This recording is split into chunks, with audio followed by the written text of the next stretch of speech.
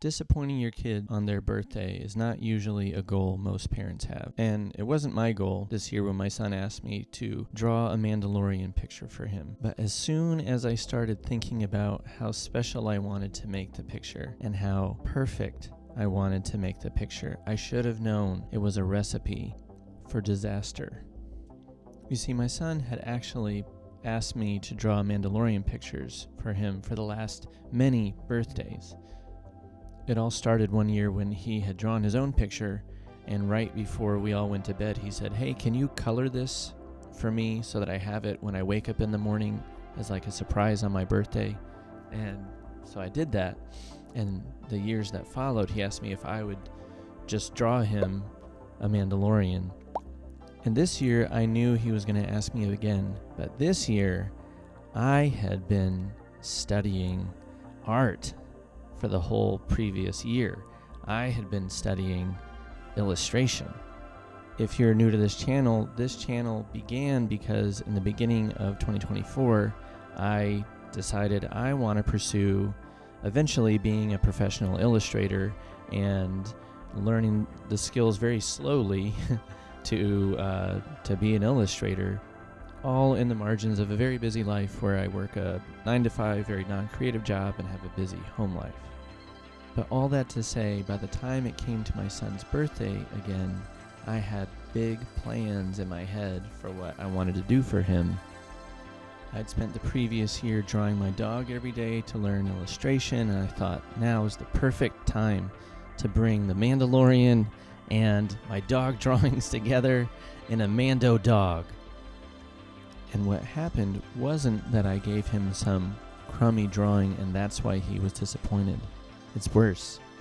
I got so focused on how good I wanted the drawing to be, how complicated I wanted the drawing to be, that come his birthday morning, he comes down the stairs, comes out into where we're all waiting for him, ready to celebrate his birthday, and I have to tell him that his drawing is not even finished, and I don't have a drawing for him. And this little guy, instead of crying or like running back upstairs or something, just looks at me and says, "It's okay. I'll just be excited about it whenever you're done with it." To be clear, this is a devastating response. He and I both know I've had a year to prepare for this moment, and he is handling this like an adult, whereas I have handled my part of the bargain like a child and not completed what was expected. I ultimately went through a bunch of different sketches and thumbnails, and at one point I scrapped the original idea and started over.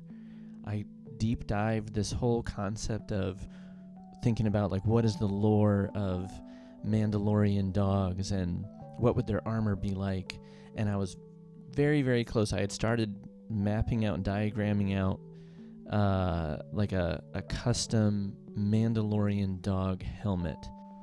But at one point in the midst of all this, my wife said something to me that I'm sure she said a bunch of times. She said, "You know that more than something amazing, he just wants something that's from you, right?" And this was one of those really obvious things that I'd totally been missing. And I just thought, oh crap. Because I realized I hadn't been through one cycle of perfectionism, like totally killing something. I had been through multiple phases of this at this point, because when I missed my son's birthday and was like, okay, this will be done in the next couple days, and then it didn't happen and it became weeks and months. Then I was like, oh, now I feel really bad about this. And every time I went back to it, I was like, oh, this has to be really good now. So just a really dumb cycle. And my takeaway from all of this was perfectionism is so dumb. There's certainly a place for working really hard to get things really right, but most of life, I think, is not like that. Most of life, there's just one really important thing that you need to be focused on, and as long as you do that one important thing, like I think like in my experience, for most days, it's just important that I draw and try and learn something new. It's not that I do something perfect. And when it comes to moments like this, it almost has nothing to do with the drawing itself. It's literally just about the other person. And so after months of delay, I set a real deadline for myself and finished the drawing. And not to be wildly cliche and cheesy, but it really wasn't perfect, but it really was exactly what it needed to be, and my son loved it. And as I'm finishing making this video, you better believe I'm thinking about two things. One is that for my son's next birthday, obviously the most important thing is just being able to give him something special on his birthday. But two, if I'm gonna geek out over stuff that I want to draw and make it exciting and cool, now is the time to plan and geek out. So that is on my mind. I feel like that's putting perfectionistic tendencies in their proper place. Before I go, I am taking orders for Halloween pet portraits now, so check out my store for details. Also, if you're interested in joining my newsletter or supporting me on Patreon, there are links for all of that in the description. I really appreciate you watching, and I'll see you in the next video. Thanks.